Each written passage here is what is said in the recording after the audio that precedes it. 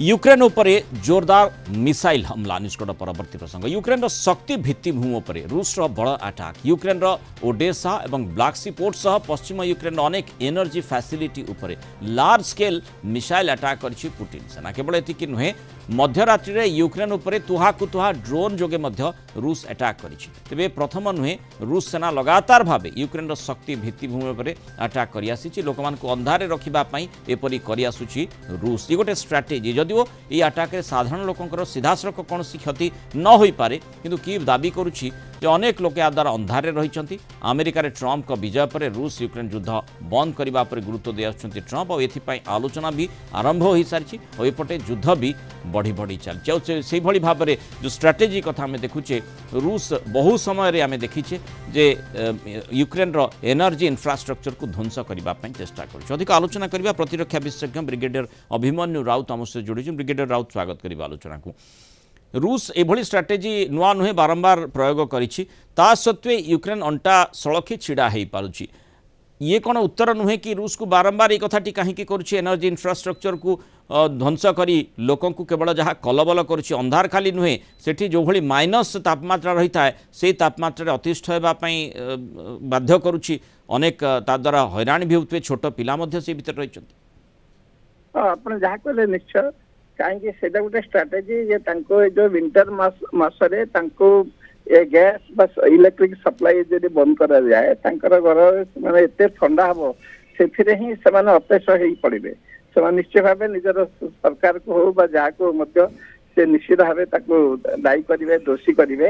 କିନ୍ତୁ ଦୁଃଖଦ କଥା ଯେ ଆଜିକାଲି ଷ୍ଟ୍ରାଟେଜି ଗୁଡ଼ା ଏମିତି ତିଆରି ହଉଛି ଯେ ଜନମାନସର ସୁବିଧା ଅସୁବିଧା କିଏ ଦେଖୁନି। ଦେଶ କେମିତି ଝୁକିବ यूक्रेन केमती झुकिब ताकू देखा जाउछि। काहेकि विंटर आसला विंटर रे वर्तमान जो अस्त्र मेन अस्त्र होउछि जे तांकर जो शीत ताप नियंत्रण कक्ष जोटा कि से ताकू डिनाई करछन ताकू से दौनांती सेठी पई से एते बडे आक्रमण करी चलीछि। आपण जानते से रशिया वर्तमान टोटली से कंसंट्रेट करछि नाटो देश उपरे एवं यूक्रेन उपरे सेठी पई सीरिया रे मध्ये से हाथ तार खिंची आनिछि। तार राष्ट्रपति राशि तांकरी वर्तमान गहन से अच्छा मस्को पुटिन से अतिथि से प्रकार कम कर बहुत गुड़े बर्तमान विध्वंसक अस्त्र से खाली रशिया विरुद्ध सॉरी यूक्रेन विरुद्ध नुहे तार जो नाटो अन्य फिनलैंड अच्छी ऑस्ट्रेलिया अच्छी विरुद्ध अस्त्र जदि एते बड़ महाशक्ति युद्ध जितबार उद्देश्य जदि रही एभली स्ट्राटेजी नुहे सीधा सड़क सम्मुख युद्ध को आसब युद्ध जमती जारी रही से युद्ध में ता जितापट हासिल करें से भली स्ट्राटेजी रहा कथा।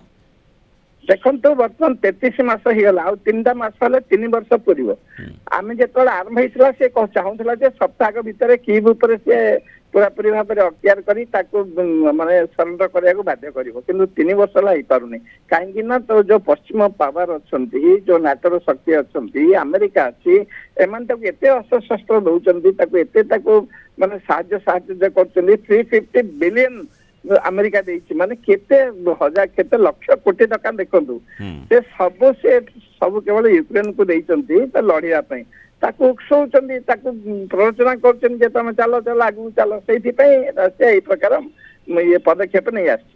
तेणु स्ट्राटेजी से पुटिन सेना नेउछंती जोठी केवल लोके बा साधारण लोक जोठी यूक्रेन रहउछंती माइनस डिग्री तापमात्रा रहिबा बाध्य होउछंती कारण एनर्जी इंफ्रास्ट्रक्चर शक्ति भित्तिभूमि जदि रूस नष्ट करुछि ताहाले सीधा सड़क से अंधार रहिबा को पड़िबो एवं जो शीतताप नियंत्रित कक्ष रही तार किछि माने मतलब ही रहिबो नाही। बहुत धन्यवाद ब्रिगेडियर राउत आलोचना रही मतामत रखिथिबा।